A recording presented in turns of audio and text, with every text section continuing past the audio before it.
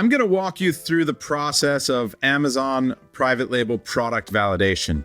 So I've done over $75 million on Amazon over the last 8 years. And the biggest part of our success is because we're really good at looking at the data behind whether a product is risky or not risky to do, and how to analyze how the current sellers are getting their sales. That's always the question we're trying to answer, which is, if we want to do this product, how are the sellers getting their sales? Can we duplicate that success? Can we do a better job? And then we start to go a little bit deeper into how we can improve the product, how can we design it. But we're gonna start today. I just wanna do a quick class with you around how I look at a product. And I'm shopping today for a workout bench. I've been really trying to take care of myself for the last 18 months. It's been a health journey. If you know me, you've been following me, I was a real big fatty for a while. I still am pretty fat. I've been working on it. I'm down about 70 pounds. I probably have another 30 or 40 to go, but I'm back on it. And so you can see over here in my cart, I've got some creatine and some hydration. Big fan of Jocko. And so I'm basically looking at this workout bench because every day I have these adjustable dumbbells that I lift. And, I just stand up and use them, or I lay on the floor. It just doesn't work. I need a bench. So there's some workouts that were recommended with some of the videos I watch, and I'm gonna look at it. But I have a new sports and outdoor brand that I'm doing as well, and I'm thinking to myself, well, let me see. I'm very curious. How is the market for workout benches on Amazon? So this is the example we're gonna use today. If it ends up looking pretty good, I might end up actually making my own. So let me walk you through the process of how we analyze a product. One of the first things that I'm gonna do is I'm gonna look for the best seller, because generally the best seller is going to be what we call our seed product. That's gonna be the one that is generally on the most amount of search volume that people have. And the first mindset shift here that you need is that Amazon is a search engine. There are thousands of keywords here that people could be using to find a workout bench. And you don't know all of them. A lot of people make assumptions that they're searching a certain way or a certain number of ways. The reality is, unless you really dig into the data and you look at the top 10 or 20 sellers, you're going to miss some of those keywords, and then that sets you up for failure. Because first of all, you're not going to write your listing to index and rank for all of those keywords, and then you're not going to be running your ads to rank for them either. And you're only going to be able to get a small section of the pie versus being able to rank on all of those keywords and really maximize your SEO and your traffic to your listing. So this is a really important practice, is that you look at the data ahead of time when you validate the product. You want to know all of the different ways people are searching and how good everyone is. So let's take a look. This one is doing 10,000 sales in the last month. It seems like it might be the best seller. This Flybird, 4,000, 7,000, 5,000. There's a lot of velocity here, which also means an expensive product that sells a lot of units. You're going to need a lot of money to do this product. So the second thing you need to be aware of when you're doing validation is, what is the budget required for me to do that product?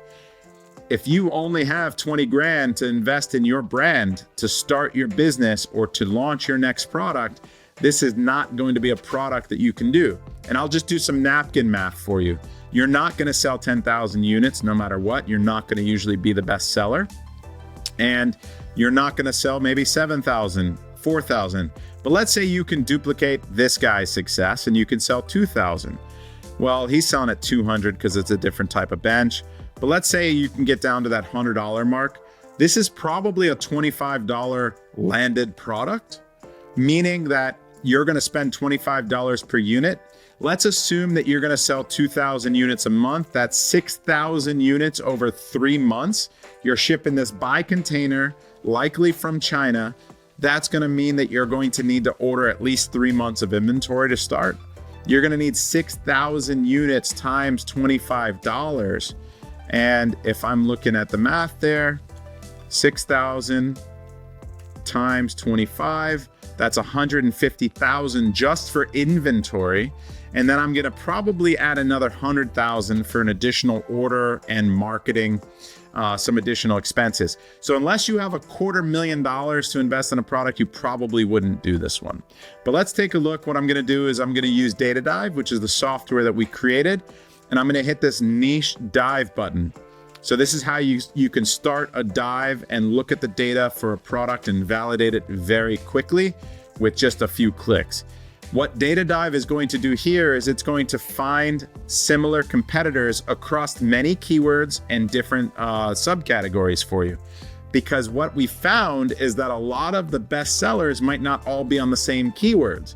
So you don't want to just look at one keyword to make a decision. You're going to have partial data and you're going to make a worse decision. So we programmed an algorithm to go scour and crawl Amazon to come back and give you all the best potential competitors.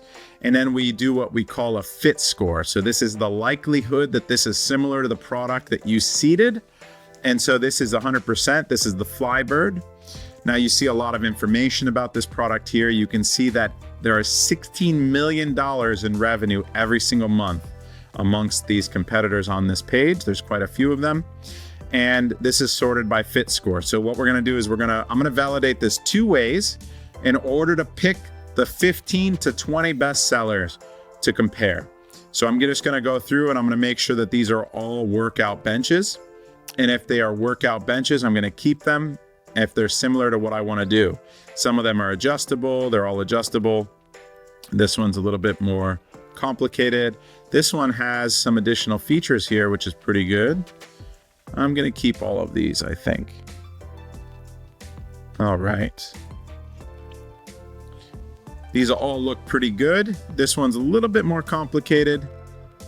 Pretty fancy, $149. That might be the one that I buy because it looks pretty good and it has so many extra features, which, impresses me.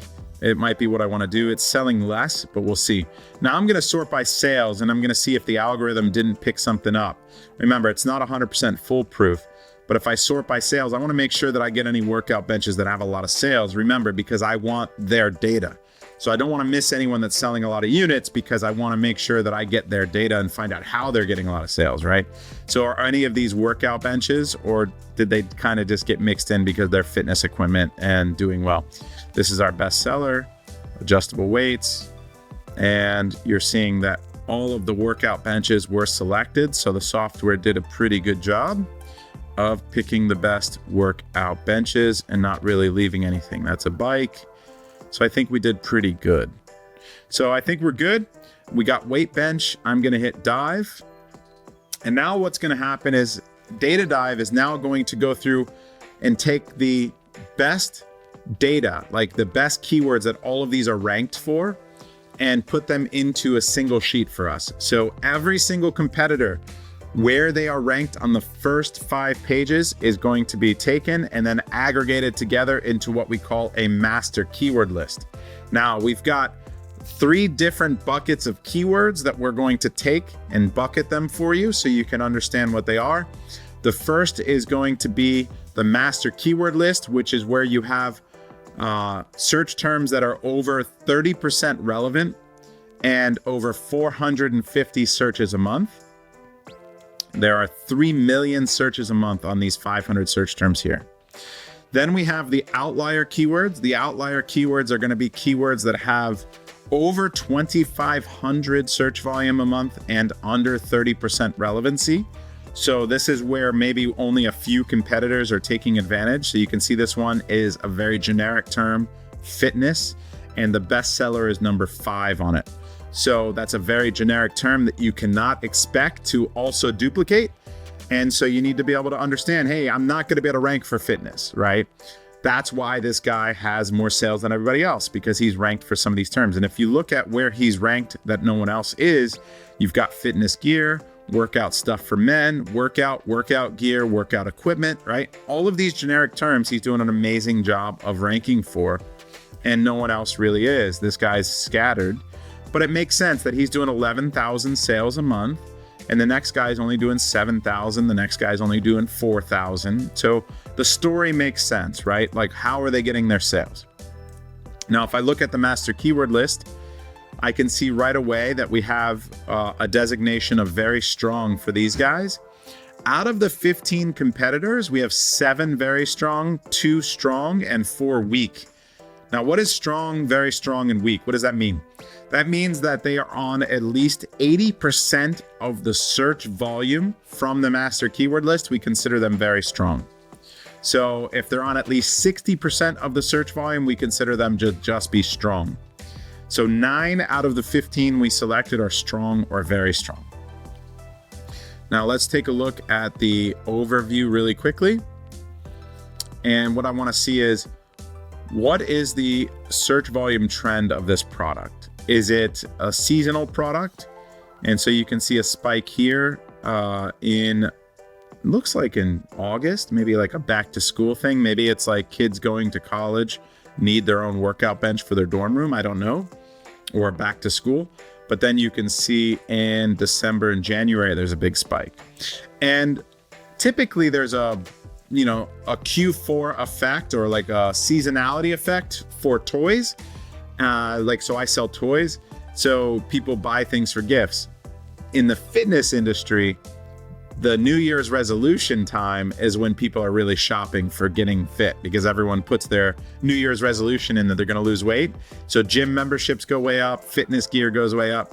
So you have like a giftable thing, but then you have also an extended season for that. And you can see the trends here. And you can see it's starting to rise again for the holidays here. So we're on track. There's 5 million revenue per month based on the 15 competitors we chose. And again, we have the strong and very strong. But let's dig a little bit further into the data. What I like to look at are, first of all, I want to clean up the master keyword list. What does that mean? That means that of these keywords here, there are keywords here that I'm not going to be able to duplicate. So maybe there are keywords that have brand names in them. Maybe there are keywords that are a little too generic, and I want to remove those from this list. So let's take a look. Wow, 100% relevancy. That's phenomenal. I'm going to sort by search volume. Home gym is pretty generic. Bench is very generic. So I'm just going to click on it and I'm going to hit exclude. And if I want to remove some keywords here, I can also just right click and exclude either an exact or phrase form to clean up all of the lists. But I don't really see too many name brands, which is very good. Here's Marcy. So this looks like a brand name. I'm going to exclude it.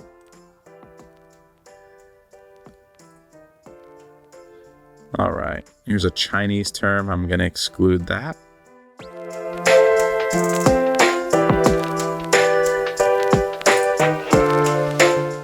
So overall, I've got a lot of keywords here.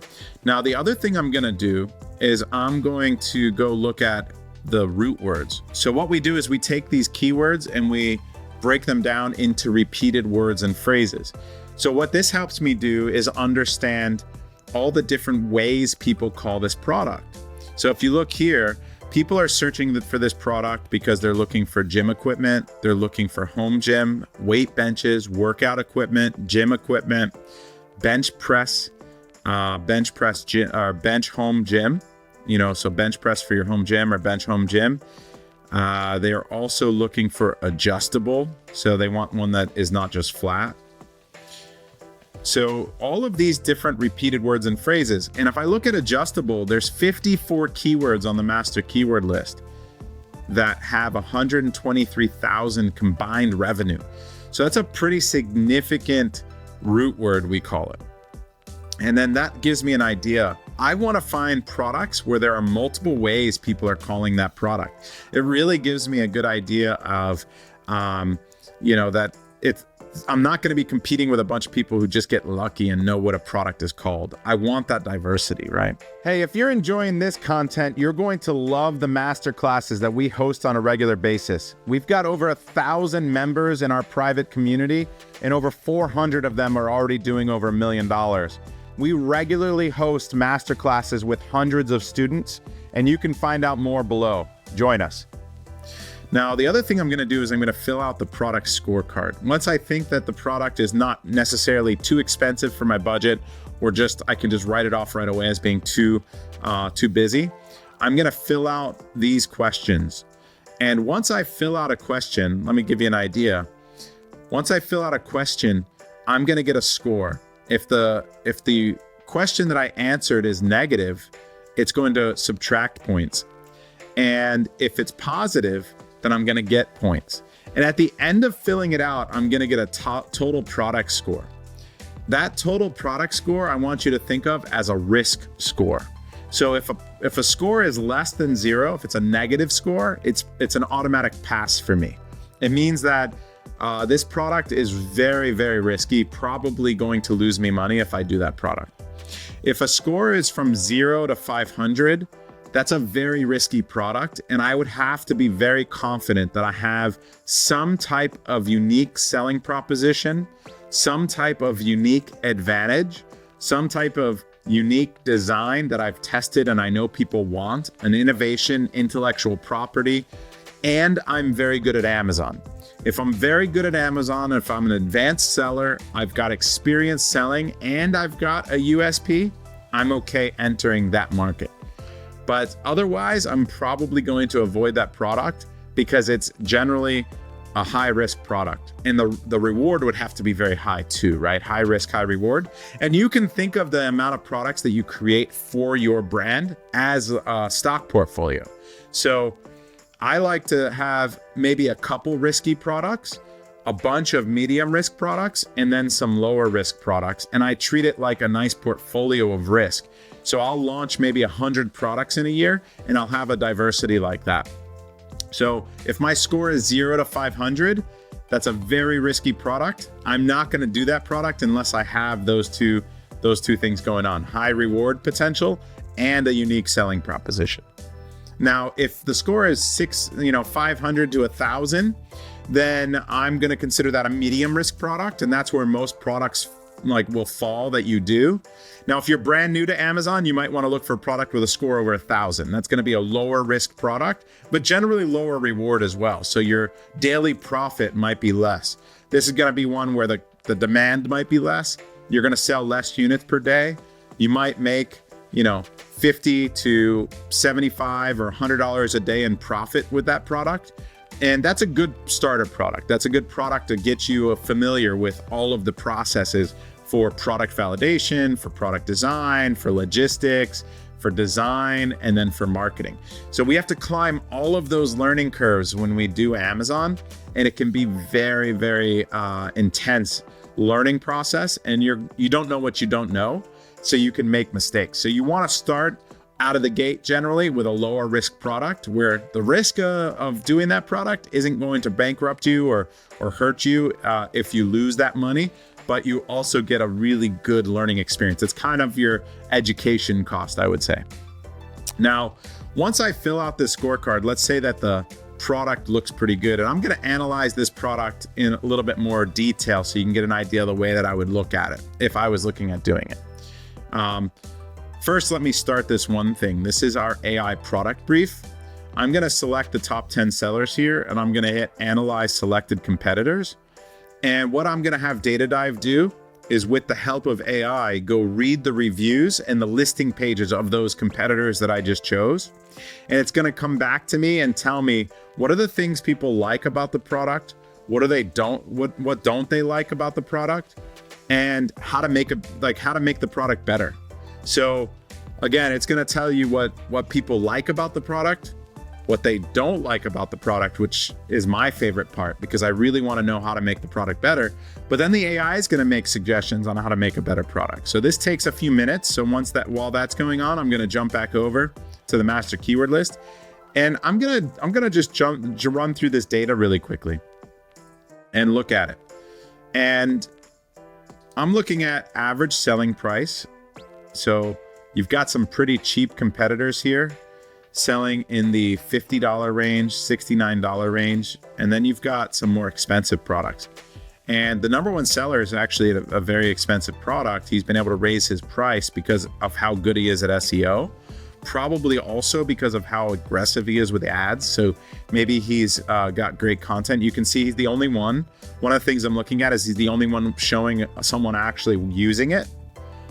you've got someone down here doing the same, kind of reverse flip this image and trying to duplicate that image, but no one else is really doing that. And how many variations do they have? This guy's got 2 variations, this guy has 3, but generally everyone only has 1. That lets me know that I can probably enter this market with 1 variation. If everyone had 3, 4, 5 variations, I could not enter this market with just 1 variation. So that's something you always have to check yourself as well. And I'm looking at the number of reviews that they all have. So here's the rating and reviews, 24,000 reviews, pretty significant moat of reviews. It's going to be very difficult. They're 4.5 stars, solid rating, one of the highest ratings, right? Everyone's in that 4.3, 4.5 range, and 24,000 reviews. Been on the market for 6 years. So you could tell that they're a legacy product, been around for a long time. I don't know how well known this brand is. I don't really buy this too much. And so this product is, as you saw, with all of the outlier search volume, 745,000 additional search volume, those generic keywords that they're ranked on, how embedded they are and how good they are at all of these keywords, they're going to be almost impossible to dethrone as the bestseller, right? So I'm not playing for first here, so I'm just checking that box. The second guy here is been around for only a year and 7 months, so a much newer listing, only 2,400 reviews. Over 1,000 reviews is still a lot. Because it's that extra digit. So mentally, it tells you that. 4.3 stars is not as good as 4.5, but what they're doing is they're half the price. So they've come in with a lower price option to enter the market. And my guess is that with a larger product like this, they might be doing some merchant fulfilled, they might be doing some kind of seller fulfilled prime. They're trying to get an advantage in some areas to squeeze some margin. There's some tricks there that we talk about in the inner circle, where we talk about how you can get some advantages from the way you package it and the way you fulfill it, the way you store it, how lean your supply chain is. You're going to need every single dollar to compete with a product like this. And larger products especially, because it can get very expensive to ship and store and fulfill these products. Now, if we look here at their SEO, there's some weaknesses here. So what is Data Dive telling us about their SEO? Well, workout equipment, they're only number 40. And when someone is in the top 30, I consider them pretty good at the indexing. And I consider that Amazon considers that keyword to be relevant. But once you get into that 35, 40 range, up to the 55 range, that's telling me that Amazon's not really certain that you're selling that product. And so workout equipment's a pretty generic keyword. Maybe they didn't build that keyword into their listing.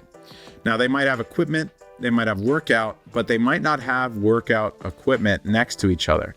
And they've got workout there, and they've got workout bench, workout ASAP, workout guide. So they got workout everywhere, but they don't have workout equipment. And do they have equipment? They have it in their A+ content. So you can see this is very good with A+ content. They have very nice design here. I bet their rest of their content's pretty solid. I'm going to show you how we look at that. But this is indexing. So this is written into here. Amazon is picking up on this and giving them credit for it, but it's home gym equipment. It's not workout equipment. And workout is not anywhere here close enough to give them enough credit. So because it's in their listing, Amazon thinks it might be relevant, but they're not sure, so they're not indexed for it. So this seller, if they're watching, they could easily improve their sales. They would improve the ranking on this keyword almost instantly if they wrote their listing better. That's the type of insight you can get with Data Dive as well. We are, at the heart of it, an SEO tool. We help people optimize their listings because of the data that we have, the insights we have. So this is showing me that there's a weakness with this second bestseller that I could exploit. I could do a better job with SEO at the very least, right? Now, you could see here that they've got some weaknesses here as well. Again, home gym equipment. It's that same root word of equipment. They're struggling. They had home gym, but they didn't have equipment. And then here, gym equipment again. So it's all these equipment keywords that they're struggling with. At least there's a pattern that's easily Scene, equipment. Very, very big keywords that they are just not doing a good job with. Now, even with all of those issues, they are still ranked number one for quite a few keywords, and then that's propelling them to additional sales. Now, that's partly because of their price. They have some outlier keywords. They're probably very aggressive with ads. So they're doing a good enough job to become the second best seller, even though they're not doing a perfect job, because you still have a lot of these. Yolio, this is a branded search. And another one. So we'll get rid of a few of these. Oh, and we've got Flybird here. Look at this. So we wanted to know about branded search. What I can do is I can search all 3 buckets of keywords here, right up here. And Flybird, which is the best seller, has 12,000 search volume here. They have 1 keyword in the outliers bucket. Flybird ab machine. So they have a lot of other equipment that they sell apparently, besides just benches. Another 5,000 search volume. And if you look here, they have their adjustable dumbbells. They have squat machines. They have a lot of other equipment that they have that they sell. So Flybird is known for a lot of their other equipment, not just their main, this bench, which is which makes sense now because people are buying multiple things, and then it's that collection of products that probably make them a little bit more defensible as far as a brand, as a bestseller. Once you can start, think about it this way: once you can start sending people the same type of person, they call it an avatar in marketing, from one product to another, because you know they have needs that are likely going to lead them to want to buy multiple products. Now you're creating a real brand in your brand building. You're going to have a more defensible moat with higher conversion rates, because when someone buys A, they're more likely to buy also B and C. And then you can run deals, you can send marketing materials, you can do insert cards, you can have a real good post-purchase funnel to help them find those things. And it creates a real good funnel for you, or a real good moat where you're getting a lot of sales to each other that other people can't duplicate. So let's see here. We've got this third guy I want to take a look at. And for the most part, his optimization is pretty solid. He's got one hole down here with folding bench. Maybe he doesn't fold. And we've got a hole here with home gym. So this is the 4th bestseller, and they didn't do a good job with the home gym keyword. It's a very generic keyword. So maybe that's okay. And then bench press. This is, if this folds down and can be a bench press, it looks like maybe it can't, because it doesn't have the bars. So maybe this is not relevant, right? Even though this guy's number 1, it's more of I think for a bench press, you kind of need the extra bars to hold the bar, right? So maybe it's not the same. So it's a flat incline, flat decline, multi-purpose workout bench for bench press, sit up, incline. So you could bench press some dumbbells like this guy's doing here, but you don't have the bar to do a full bar. So I guess the keyword is still relevant, especially with these guys being, on the first page of it. And this one is not doing a good job with it. So definitely some opportunity for this guy to improve as well. So from an SEO perspective, I'm seeing an opportunity to beat some of these guys. You can see that these guys are considered weak at SEO. So I'd want to know, how are they getting their sales? They dropped pretty far down. They're still doing thousands of units a month in sales, even though they're not very good at Amazon from an SEO perspective. They don't have the outlier search volumes. They are probably just pumping these products through other ways. So how many reviews, how long they've been on the market? 11 months, a year. So these guys are all fairly new. My guess is they are just cranking ads and getting a lot of their sales from ads. So if I want to know how they're getting their sales, I can see there's a lot of keywords. They are still number 1. This one has branded search. So maybe they're driving sales from TikTok, from other marketplaces. There's some kind of name recognition and they're doing okay. Let's see, this guy, he's driving his sales. He's got fit goods. He's also got some branded search. That's not a lot of searches per month, but it's something. And I can take off fit goods. You've got some Spanish terms here as well. And let's see, how's this guy doing? Also with his own branded search.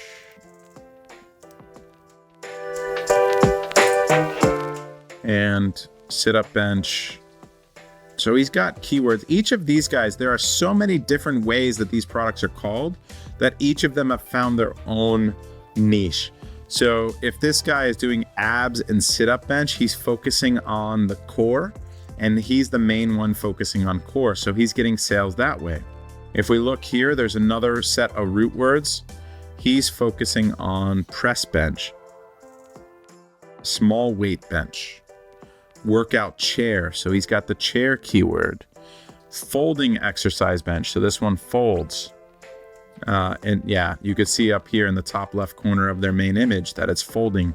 Same with this guy. So these guys have the folding keywords, whereas these guys don't look like they fold up that way. So maybe that's why they're not as good at the SEO on the main keywords that the other ones are, but they're still getting sales. And if you look down, space saver, misspelling here, portable weight bench. So they're considered portable as well. And then if we look here, similar thing, folding. So that makes sense now. So now I've been able to paint the picture. What I'm always looking to do is understand how sellers are getting their sales and make sure the story makes sense. And I've noticed that these three guys here that are still getting a ton of sales are doing a good job are doing a poor job from an SEO perspective from this main master keyword list. 2.8 million is search volume, and then there's a lot of holes for the biggest keywords. So how are they getting their sales? Well, it's all the folding keywords and space saving keywords. And if I look up the folding keywords, there's 27,000 searches a month on folding, and they're doing a good job on ranking on them. So if I look at the deep dive here, I'm going to look at their content as well. And I can tell that they're pretty good at content. You have to be to compete. I can hit this little collapse button and you can see, look at the uniformity of this content. It really stands out and it looks like a real brand, right? Like you've got a real up close image so you can see the quality, all the text, the fonts, you know, it shows how much weight it can hold, secure and steady. They know what the main things people are looking for in their product and they talk to them. One main thought per image. They really do a great job with their content, their selling, their marketing. Same thing with this second bestseller. Holds 700 pounds, so sturdy, holds a lot of weight, upgraded structure. Now they have structure first and weight second. They have structures second and weight first as far as their secondary images. But you know, those are the two main things people are looking for, I bet, because this is what's working for the best sellers, right? And we can ask the AI this, but look at this content. We can see right away that most of these sellers are very sophisticated, a lot of uniformity. And as you get down to the weaker sellers that are not doing as good of a job, you can tell that the content gets a little bit worse, right? Now, what I want to do is I want to ask the AI, how can I make this product better? So we ran this AI product brief in Data Dive on this workout bench, and we were able to get an idea after the AI looked at the product pages and their reviews. It said, this is what everyone says that their product does. This is what customers like. Sturdy and stable. Remember that second image and the third image from those bestsellers, sturdy and stable. Easy to assemble was the second most important thing. Good value. So they didn't want to pay too much, but they wanted good value. Compact, foldable, space saving. Remember, compact and foldable was only what those next 4 or 5 guys were doing that were not as good as SEO, but they were still getting a lot of sales because they were good at the foldable keywords. And this looks like a growing niche inside of this product. So this is really important to a lot of people. Adjustable, comfortable padding, lightweight. So these are all things I want to make sure I include in my product. This is what people didn't like. wobbly and unstable. Remember, stability was their number one thing. You're dealing with a lot of weights. If you want to lift heavy, if you want a product that's going to be sturdy while you're lifting weights, it's really important. Number one thing people complained about on the cheaper products: narrow and small. They want it wider. Now you got to ship this thing, so you need to find the right balance here between compact for shipping, making a product that is wide enough but not too wide to where you're wasting too much money on building a product that people don't need that extra width, because you're spending money on materials, you're increasing your product cost, you're increasing your shipping, you're increasing your storage. So from a product development standpoint, you want to make sure that you have that optimal size. I need to go talk to a lot of people and find out what is the ideal size here that I need to make sure I have, to where I have a good balance there. So I'm not wasting money, but I'm also not too small to where people are going to complain. Not suitable or heavy weights. Now here's the AI giving me ideas. Enhanced stability and support. High weight capacity. Adjustability and versatility. Now these are things that we need to make sure we have. Comfort and ergonomics. Easy assembly and storage, and then additional features. These are how we can improve the product. Again, make it durable and stable. Make sure the size and dimensions are ideal. So increase the width and length of the bench to accommodate users of all sizes, ensuring comfort and safety. Now, with my experience on Amazon, the way that I would approach this is probably a couple fold. The first is that I might do multiple sizes. A woman is not going to need the same size bench as a man. A smaller man is not going to need the same size bench as a larger man.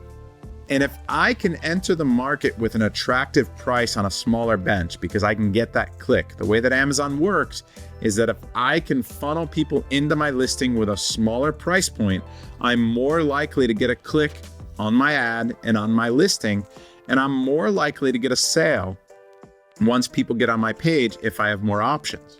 So there's two things that I might do on this listing that the other sellers aren't doing yet.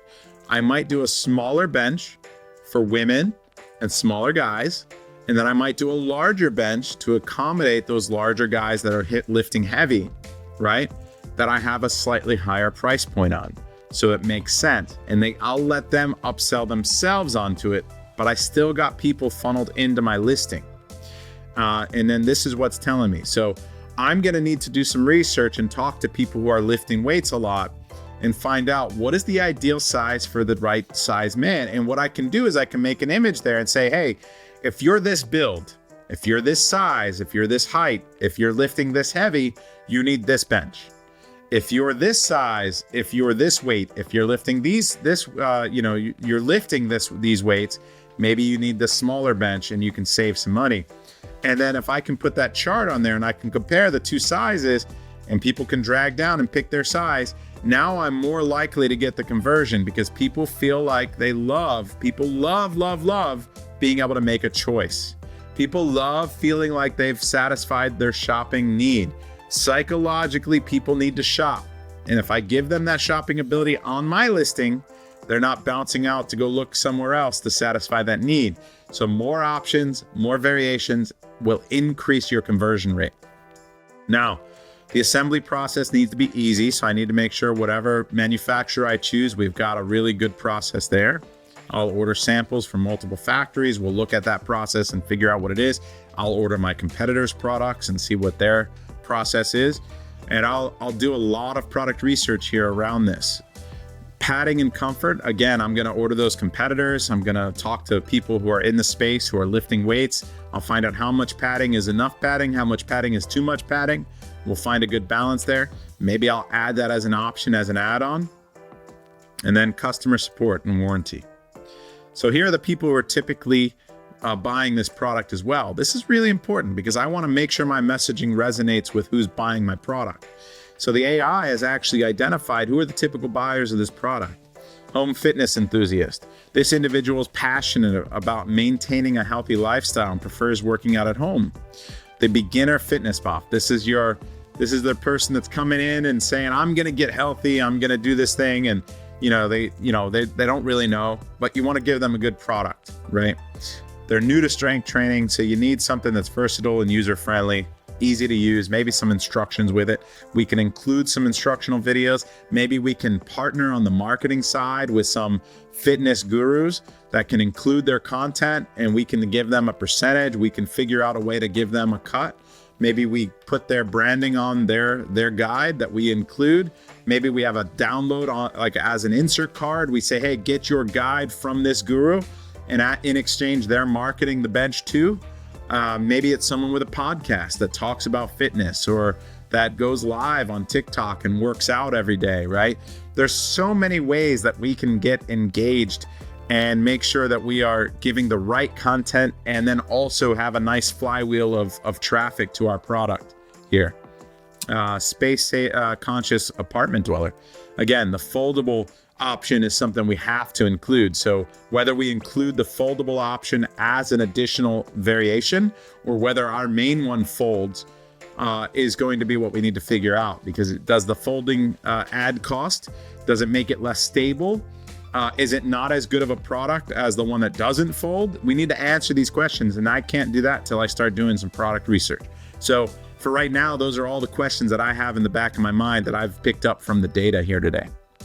The advanced weightlifter, the busy professional, fitness family. So we've got a lot of data here that we've been able to get. And once we answer the questions around what is the risk of doing this product, how are people searching for this product, how are we going to make this product better, now I can start to figure out whether I can make a profit to do it, and if I'm going to move forward with this product. I need to know, does it fit my budget? Do I have $250,000 to launch into this?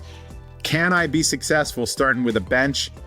And what other products around it do I need to make my brand successful? You can see that Flybird has all these other products. I would venture to say that these other guys probably have other products too. And that's one of the reasons that they are more successful than the other guys. Do I think that this product is untouchable? Man, I need a bench. I'm probably going to buy one of these. You can see that I'm buying some fitness stuff myself.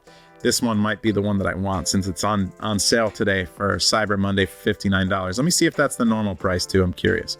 What do they normally sell this for? So $69. Yeah, and you could see in October they were selling it for $59 also. So they run frequent lightning deals at about the same price. I'm putting up a video around how to do lightning deals and Cyber Monday deals without giving away the farm or all of your margin. And this is a perfect example. Go check that video out too. I'll make sure that that's posted below this one.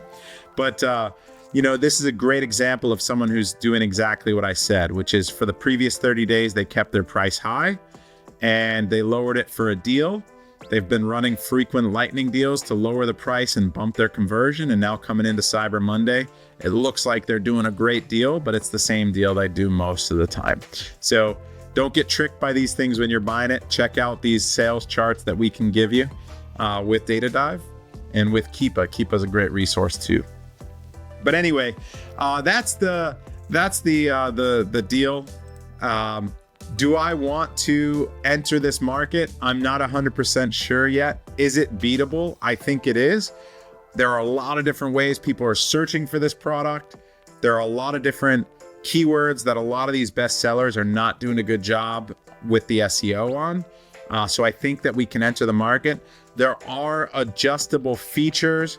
There's a way for me to market this product that's unique. I do have a unique selling proposition with regards to maybe different sizes and colors. I think I can position this product in a way that would give me an advantage.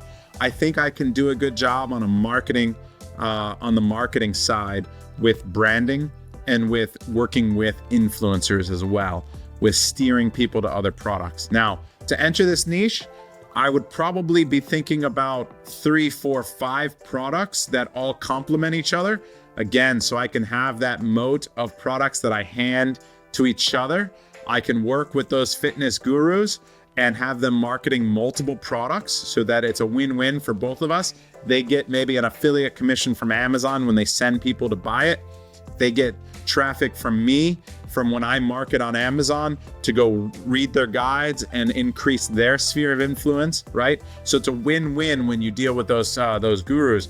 And maybe our insert card has multiple gurus on it with different workouts that people go watch, right?